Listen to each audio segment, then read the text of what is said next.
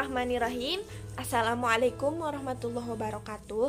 Saya akan menjelaskan mengenai peran-peran tokoh nasional dan daerah dalam memperjuangkan kemerdekaan Indonesia. Yang pertama ada pahlawan nasional Insinyur Soekarno.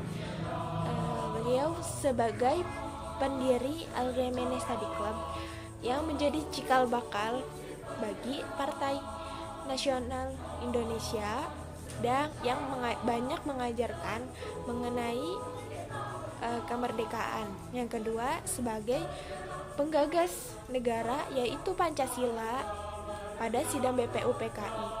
Kemudian beliau menjadi ketua Panitia 9 yang menghasilkan Piagam Jakarta yang sekarang menjadi pembukaan Undang-Undang Dasar. Beliau sebagai tokoh yang merumuskan teks proklamasi.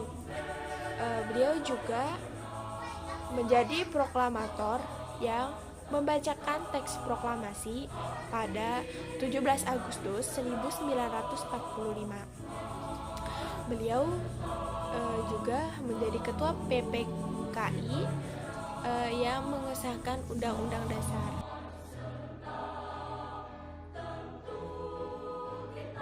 Kedua ada Kiai Hasyim Asy'ari. Yang pertama ia mendirikan pondok pesantren TBU Reng sebagai tempat penyiaran pendidikan Islam. Dia juga mendirikan Jam'iyah Nahdlatul Ulama untuk tujuan memegang dengan teguh salah satu dari mazhab empat mazhab. Yang ketiga, ia ikut aktif dalam memperjuangkan membebaskan bangsa dari penjajahan Belanda. Ia menolak bintang emas dan perak, tanda kehormatan dari Belanda.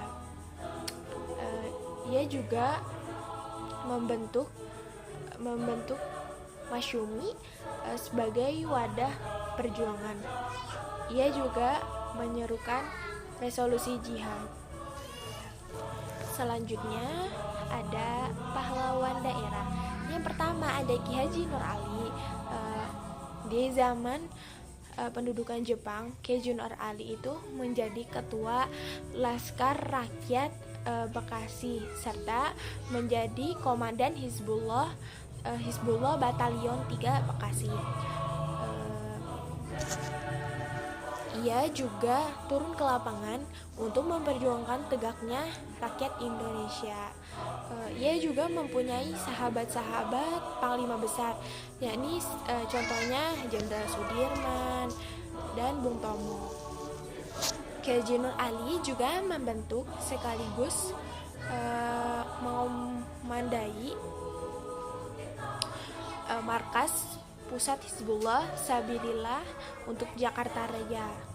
Pada masa ini muncul berbagai kisah tentangnya yang legendaris. Misalnya dia dikisahkan sebagai belut putih, terus sebagai belut Karawang Bekasi karena ia sulit ditangkap oleh para tentara Belanda.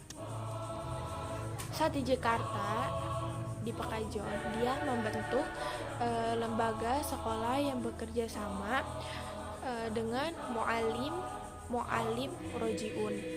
Di saat yang sama, pondok pesantrennya Ujung Malang Bekasi kian berkembang pesat sejak 1953. Lembaga itu bernama At-Taqwa, Pondok Pesantren At-Taqwa.